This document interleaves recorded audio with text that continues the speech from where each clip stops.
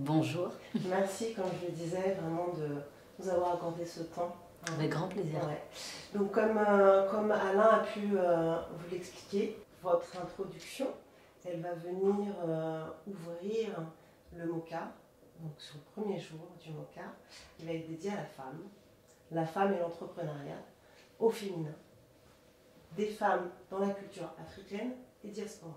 Ok. Donc voilà, on est sur cette thématique-là. Alors j'ai une première question à cette aussi femme entrepreneuse de la diaspora, c'est de pouvoir nous raconter l'essentiel de votre parcours. Si je dois vous raconter l'essentiel de mon parcours, je vais évidemment commencer par l'histoire de mon père. Ouais. Mon père est arrivé en France en tant que sans-papier, avec un objectif en tête, que ses enfants aillent à l'école, que ses enfants réussissent. Et donc je pense qu'il a réussi à nous le transmettre inconsciemment et consciemment, mais surtout, en fait, les mains de mon père que j'ai pu voir depuis mon plus jeune âge m'ont tout dit de lui. C'est-à-dire que c'était des mains qui portaient le travail, qui inspiraient le respect et qui décrivaient ce qu'était la dignité. Et en fait, moi, en observant mon père, qui est mon meilleur ami, qui est mon héros, qui est mon inspiration, je me suis jurée petite de toujours tout faire pour honorer son parcours. Et je pense que lorsqu'on est jeune, on a besoin d'ancrer notre inspiration quelque part. Et moi, elle s'est ancrée à ce moment-là. Elle s'est ancrée à travers cette histoire. Elle s'est inscrite en moi à travers l'histoire de mon père et aussi à travers l'histoire de ma mère qui avait 8 enfants, qui continuait malgré toute la charge que ça représentait à garder d'autres enfants, faire du ménage, tout ça pour rester digne. Donc on parle encore de dignité, de valeur du travail. On parle de cette façon de se respecter, de jamais baisser les bras. Et j'ai eu des parents qui se plaignaient jamais et donc qui m'ont fait grandir dans un environnement où se plaindre n'était pas la norme. En revanche, regarder devant, se dire comment j'y vais, comment je me construis, comment je fais, était essentiel. Et quand on me demande ce qu'est l'entrepreneuriat, je dis c'est mon père, c'est ma mère. C'est mon père parce qu'il a tout quitté, tout ce qui lui était familier, l'odeur de son enfance, ses amis, les sons, la langue, tout ce qui lui était si familier pour l'inconnu. Et ça mérite un respect immense. Cette vie faite de sacrifices, il est temps de l'honorer. Et en fait, moi, j'ai compris ça très tôt. Et j'ai écrit dans ma ligne, voilà, directrice. Et au bout, là-bas, ce que je voyais, c'est honorer le parcours de mes parents. Donc, quel que soit ce que j'avais pu vivre, quelles que soient les critiques, quelles que soient les difficultés, j'ai toujours persisté dans cet objectif qui était d'honorer leur parcours. Voilà, je voulais juste qu'ils me regardent et qu'ils disent qu'ils étaient fiers de moi. Donc c'est comme ça, l'essence même de mon parcours, c'est celui-là. Quelle belle essence, avec ces valeurs. C'est celle-là d'ailleurs. J'ai bien compris de dignité, de persévérance, de respect. Toutes ces valeurs-là, de tout ce socle qui ont été inculqués par ces deux personnages forts, quelles ont été les plus belles réalisations?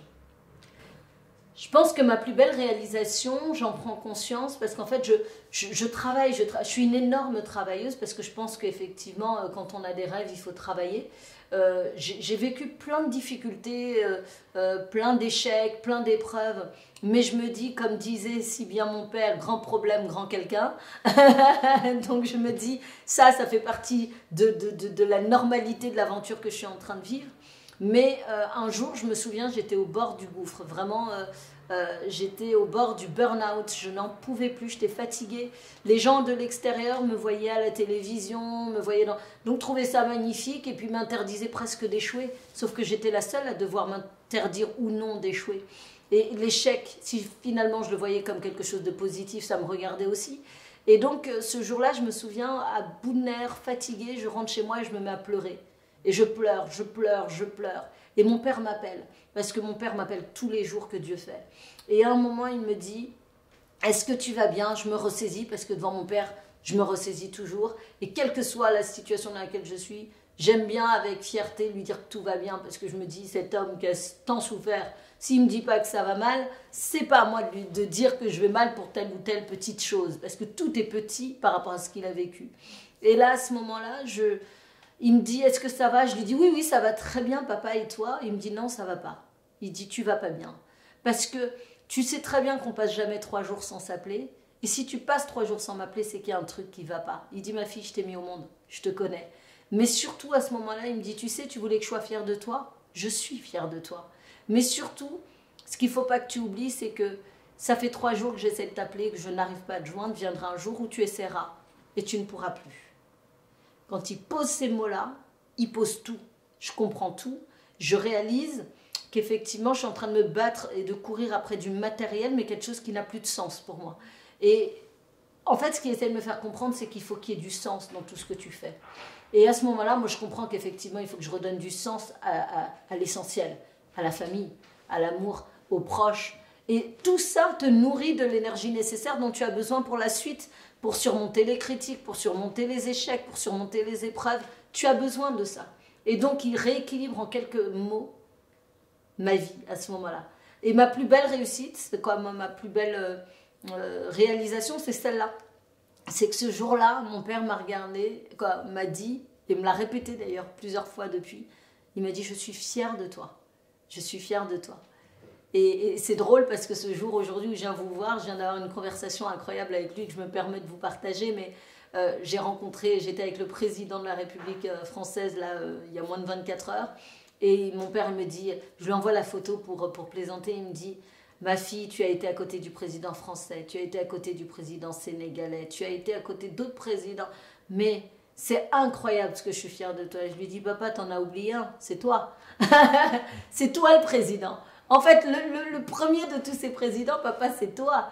Et là, il dit, ma fille, alors toi, tu sais me parler. Mais c'est vous dire à quel point je le place à une place essentielle, celle qu'on préside à tout jamais. Voilà. J'ai envie de vous partager ça. Merci d'avoir partagé ça. Je pense que le message est passé sur toute l'importance de finalement, au-delà de réalisation matérielle, de réalisation de projets.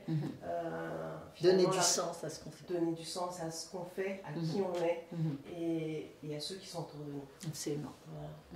Merci beaucoup. Alors, j'ai une autre question, puisqu'on est sur le planète de l'entrepreneuriat féminin. C'est vrai qu'il y a énormément de discrimination face aux entrepreneuses culturelles de la diaspora et Afrique. Selon vous, en quel sens y a-t-il un challenge supplémentaire pour toutes ces femmes entrepreneuses? Il n'y a pas de challenge supplémentaire pour les femmes noires entrepreneuses. Il n'y en a pas plus que dans leur vie de femme noire, en fait. Moi, souvent, on m'a dit « Ah, tu es une femme, tu es noire, tu as beaucoup de problèmes. » Ma couleur de peau est une force. Elle n'est pas une arme de combat. Elle n'est pas une raison de combattre. Elle est une réalité que j'assume, dont je suis profondément fière, qui est tellement visible que de toute façon, elle ne saurait être cachée et elle n'a pas l'intention de se cacher. Et là est la nuance. Je pense qu'en fait, il faut arrêter de dire aux femmes noires qu'elles ont un handicap. En fait, l'entrepreneuriat amène une tonne de handicap à tout le monde. Quand tu viens d'un milieu difficile, d'un quartier modeste, voilà, où tu n'avais pas trop de moyens, tu as cette chance inouïe d'observer des choses que les autres n'observeront jamais, qui vont te créer des opportunités de business, de création, de tout un tas de choses. En fait, ça dépend de quel angle on regarde la vie et on regarde le monde. Si moi, il y a un type en face de moi qui n'aime pas ma couleur de peau, c'est son problème, ce n'est pas le mien. Ce n'est absolument pas le mien. Et je ne lui accorderai pas cette faveur de faire de sa problématique la mienne.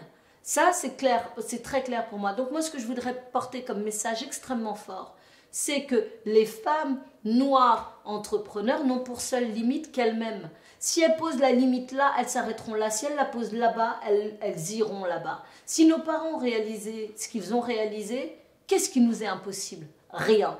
Strictement rien. Aujourd'hui, on dit, oui, être né avec une cuillère en bois dans la bouche. Nos parents sont nés avec des cuillères en bois dans la bouche. Nous avons déjà des cuillères en argent ou des cuillères en diamant dans la bouche, parce qu'on a eu accès à l'école, parce qu'on a eu accès à tous ceux pourquoi ils se sont sacrifiés pour que nous puissions l'avoir. Donc pour moi, il est essentiel de le rappeler. Moi, je suis pénible parce que je refuse de voir les choses sous l'angle du misérabilisme. Je refuse de servir sur un plateau aux jeunes, aux femmes, aux gens issus des minorités, des prétextes à l'échec. Je refuse. Je refuse parce que je veux voir ce qu'il y a de meilleur en chacun. Et je pense qu'on est capable d'aller puiser en chacun la force et la détermination nécessaire à transformer sa vie. Mais on a envie de transformer sa vie quand elle ne nous plaît pas. Quand tout nous plaît, on a envie de, voilà, de vivre confortablement, ou en tout cas, la routine qui est la nôtre nous satisfait. Donc non, il faut avoir envie de se battre, il faut avoir des obstacles. Il faut... C'est comme si vous disiez à un sportif qu'il avait gagné d'avance. Il se bat pourquoi? Il s'entraîne même plus. Donc il faut s'entraîner, il faut persévérer, il faut aller à la compétition chaque jour et tu perdras. Souvent, tu gagneras parfois, mais ce qui est important, c'est que surtout tu apprendras quand tu perds. Parce que quand tu gagnes, tu te trouves beau, magnifique, formidable. Mais quand tu échoues, tu te regardes dans le miroir et tu dis qu'est-ce que j'ai raté. Voilà, donc ce que j'ai envie de dire à toutes ces femmes-là, c'est de faire abstraction de tout ça, d'écrire leurs rêves, de les projeter, de les visualiser avec force, de les sentir, de sentir la maison de leurs rêves, le parfum de la maison de leurs rêves, de sentir l'odeur de la voiture qu'elles ont envie de s'acheter si elles en ont envie, de leurs rêves, l'odeur de leurs rêves. Voilà, de pouvoir le toucher, de pouvoir le concrétiser et de foncer. Voilà, sans jamais s'interdire de quoi que ce soit et sans jamais s'excuser de quoi que ce soit. J'ai envie de poser la question, mais avec tout ça, avec tout ce cadre qui est dépeint, quelle stratégie on met derrière? Quelle stratégie on met en place pour tout ça? Réaliser des projets derrière. Alors d'abord des stratégies relativement simples. Parce qu'on ne peut pas lancer un projet sans y croire. Il ne faut pas être à 99%, il faut être à 120%. Le 99%, pourtant, il faut passer par là.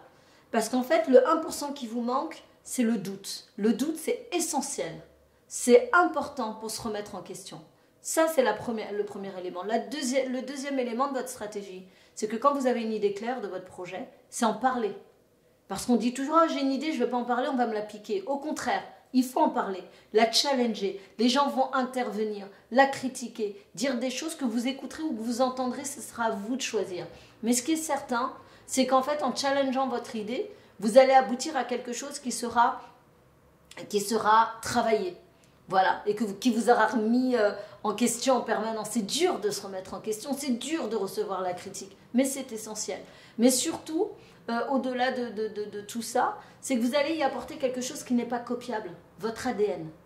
Votre ADN, vous allez le mettre dedans, ça ne sera pas la même chose que le voisin.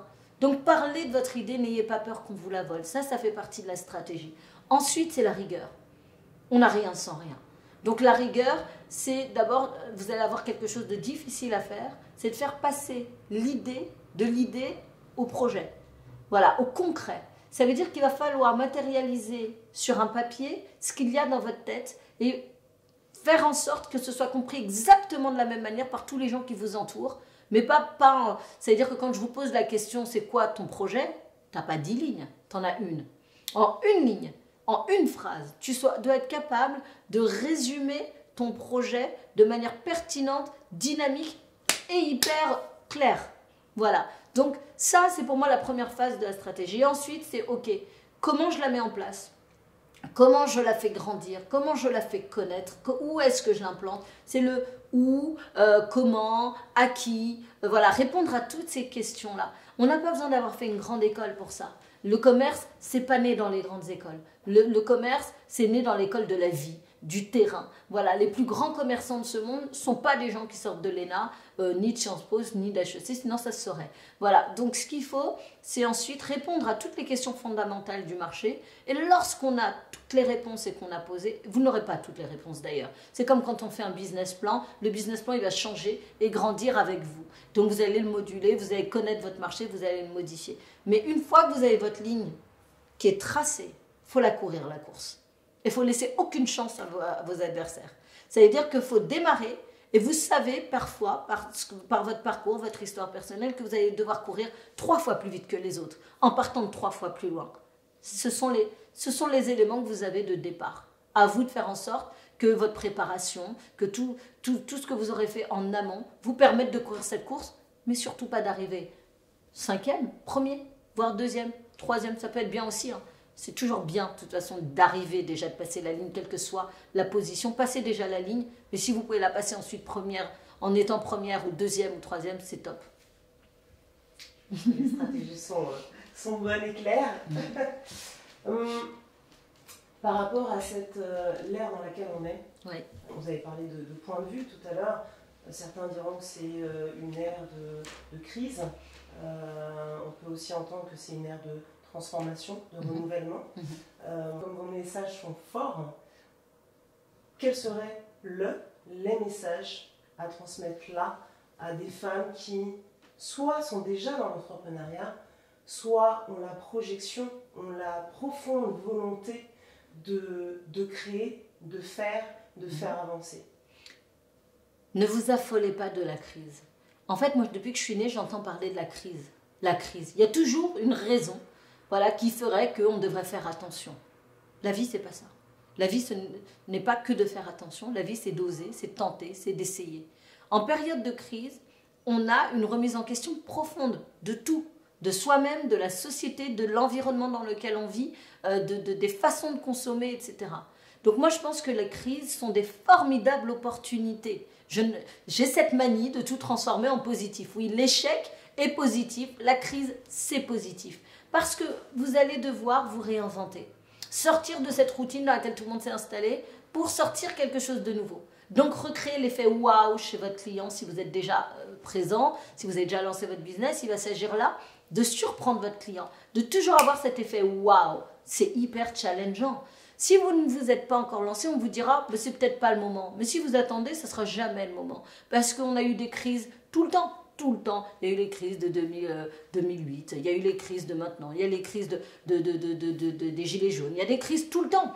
En fait, là, par exemple, entre septembre 2020 et 2021, vous avez eu les gilets jaunes, vous avez eu les grèves, vous avez maintenant, effectivement, le coronavirus. Vous avez toujours des crises. Si vous attendez, vous allez mourir là. Vous n'aurez pas fait grand-chose. Voilà, donc les crises, c'est le moyen de se réinventer. N'ayez pas peur de ça. N'ayez pas peur de ça et que ça ne ralentisse en rien vos projets. Merci beaucoup pour cet excellent message. J'ai une ultime question à vous, la femme entrepreneuse qui a fait énormément. Où est-ce qu'on peut vous attendre? Où est-ce que vous avez envie de vous révéler à partir de là maintenant? Où est-ce qu'on peut m'attendre? Où est-ce que j'ai envie de me révéler? D'abord, j'ai atteint un objectif, je suis une femme libre.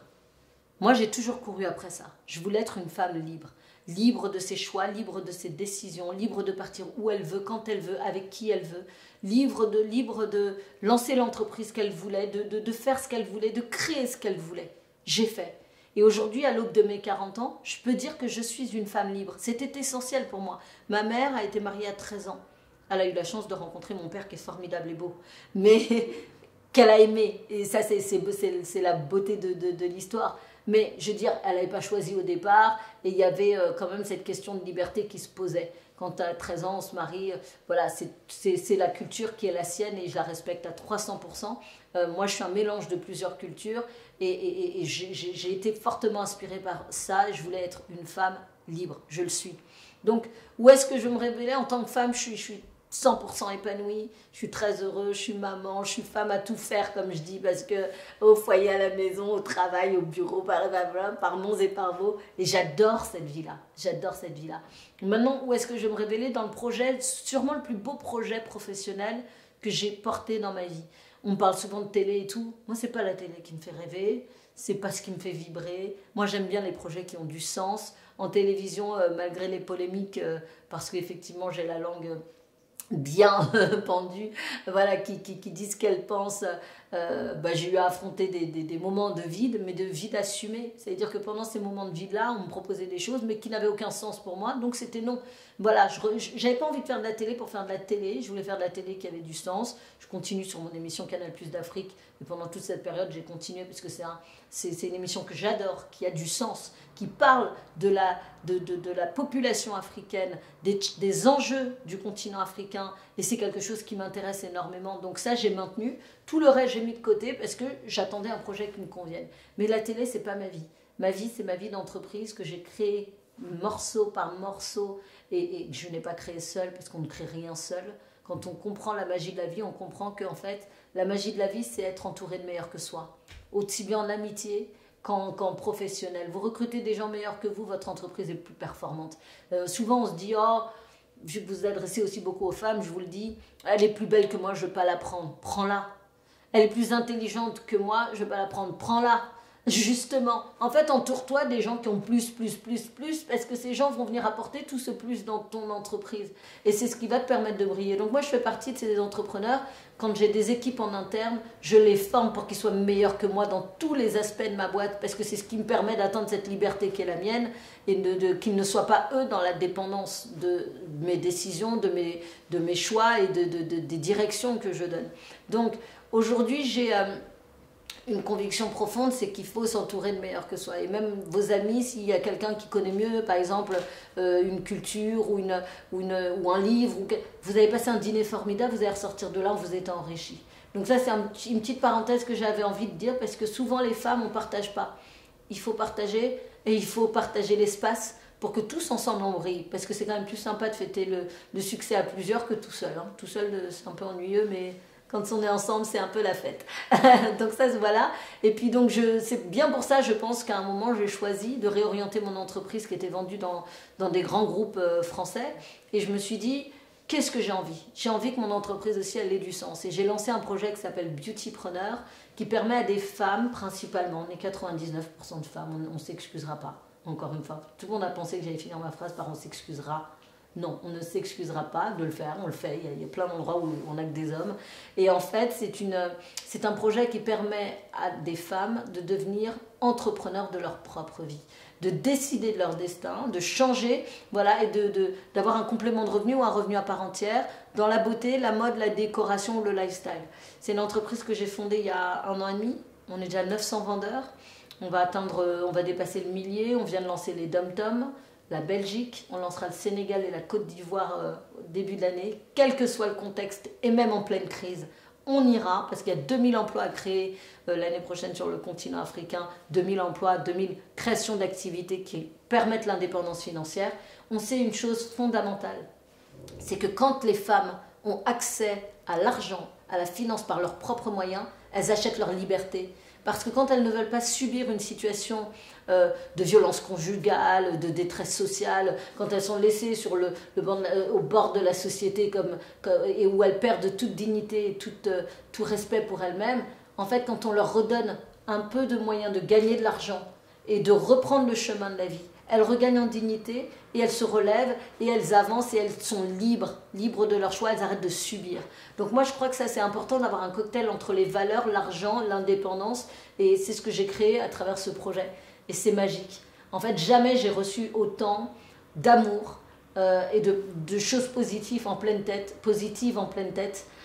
quand vous avez des femmes qui vous disent « je suis sortie de l'interdiction bancaire grâce à ce projet », j'ai enfin emmené mes enfants dans un parc d'attractions, j'ai rempli mon frigo et j'ai pas attendu le 1er du mois, j'ai pu le faire en plein milieu du mois, ou simplement j'emmène en voyage mes enfants au bout de 3 mois d'activité parce que j'ai jamais pu faire ça avec eux. Moi j'ai réussi mon pari, voilà, et ça me motive, ça me stimule et c'est magique. Donc je suis extrêmement épanouie là-dedans et je vais continuer parce qu'on va créer un des plus grands groupes de vente à domicile digitalisé. Voilà, c'est déjà assez fou en France et j'espère que ça va prendre la même tournure en Afrique. Voilà. Merci beaucoup. Merci à vous. Merci infiniment. Tout bonheur. Merci. Toutes les bénédictions. Merci. Pour que ce projet qui finalement fait la boucle entre vos valeurs, votre origine, ce que vous êtes, votre mission d'entrepreneuriat, mais d'entrepreneuriat finalement à travers l'être humain. Voilà, donc un dernier mot si vous voulez, mais je pense que... Un dernier mot, peut-être simplement d'inspiration, on est ce qu'on décide d'être. Voilà, c'est difficile parfois de trouver l'énergie, de trouver l'envie, parce que la vie est faite ainsi et qu'on peut traverser des périodes difficiles. Mais apprenons à regarder le verre plutôt rempli, plutôt à moitié plein qu'à moitié vide. Observons ce qu'on a réalisé, ce qu'on a fait. cessons de nous juger, de nous critiquer les uns et les autres. Parce qu'en fait, on ne juge et on ne critique que les gens qui font des choses. La vérité, c'est que quand vous êtes assis sur votre canapé et que vous ne bougez pas, vous n'intéressez personne et personne ne viendra vous critiquer. Mais dès lors que vous levez et que vous essayez de faire des choses, vous subirez la critique, la jalousie, la foudre. C'est pas grave. C'est pas grave. Mais peut-être qu'on peut changer un peu la donne et se dire que même la personne qui échoue, qui tombe, c'est quelqu'un qui a essayé. Et donc on lui doit ce respect-là de se dire, il est courageux, il a essayé. Ça n'a pas marché, mais demain il va peut-être retenter avec cette expérience en plus dans son sac. Donc n'ayez pas peur d'échouer, n'ayez pas peur de tomber, de vous faire mal. C'est ce qu'on apprend à un enfant dès son plus jeune âge. Lève-toi, essaye de marcher. Si tu tombes, c'est pas grave, tu te relèves, tu recommences. Donc je vois pas pourquoi en tant qu'adulte on oublierait cette valeur fondamentale, cette leçon fondamentale. Donc moi je crois qu'il faut que les gens regardent vraiment ce qu'ils ont rempli, le verre plutôt rempli, même s'il est rempli que de ça avec le vide. Et tout ça, même ça c'est excitant parce que ça veut dire que tout ce qui reste à remplir, c'est autant de projets qui nous restent à réaliser. Quand c'est rempli à ras-bord, c'est quand même ennuyeux. Donc voilà, il y a toujours une façon philosophique de voir la chose de manière positive. Ce qui est sûr, c'est que apprécier ses réalisations, c'est se faire du bien à soi-même et c'est se motiver pour la suite. Voilà, donc il faut croire en ça.